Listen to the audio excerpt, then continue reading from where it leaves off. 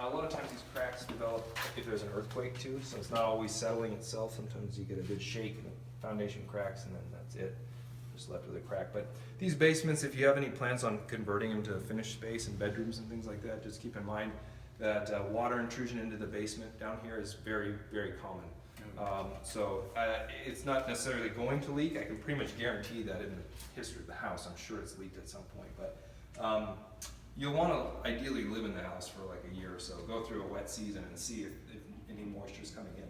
They built these houses with a floor drain open on the floor there, and if any water came in, it's all concrete down here, so it doesn't really affect anything. But if you're going to put carpets and drywall, that can change pretty quickly. So you'll want to see how the house reacts in terms of water intrusion. These cracks can leak water too, so even though it's normal to have the cracks, they're an easy spot for water to get in. So that comes up.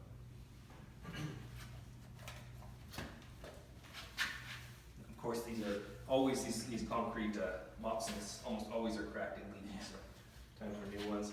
And the tub upstairs has the same situation where the valves, the faucets are below the water line. For what it's worth, you know, if you're filling up the sink here, these are not allowed because if they're servicing the water line outside and you have chemicals and detergents in here and whatnot, and they service the line, then the water can get sucked back into these. So that's why you'll always see faucets above the water line, like in a sink or in a tub or in a kitchen. So that's not allowed anymore. Nobody's going to knock on your door and say you have to fix that, but it's not conforming. The old water heater here, so this one's ready for replacement. It's an 01. If you leave it, the appraiser will want straps on here so it doesn't tip over in an earthquake. So they may require that. It's very common for them to do that. And the furnace looks great. It's a thermopride, so there won't be a date on it, but most oil furnaces in this area are thermopride, my house included. So it's a good furnace. The filter's in backwards, so you might want to get a pack of filters and put them in properly so they don't suck into the unit when it's running. But other than that, it looks great. You'll of course want to switch over to PLIA insurance, and I'll make a note of that in the summary because there's going to be an oil tank out there, and if it ever leaks, you want to make sure that you're covered. It doesn't cost anything extra to sign on to that. And I sent all that. I sent the web link and everything to your dad. Okay. Because that was his first question, how can we check to see if the oil tank leaks? Mm-hmm. And there's not really a way to check on that.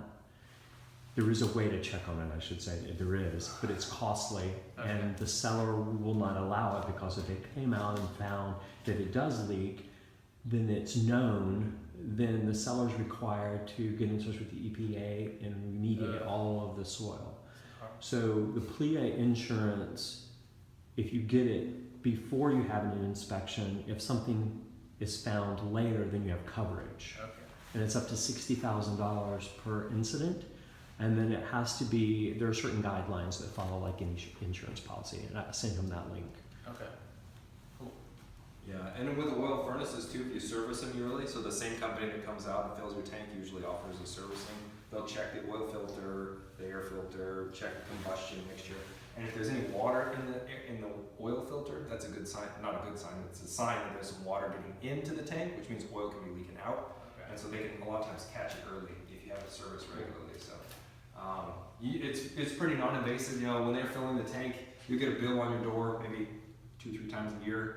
And then you get a notice saying, hey, we're going to service your furnace next week, and then they'll need access to the house, and then that's it for the year. So it's a pretty good system.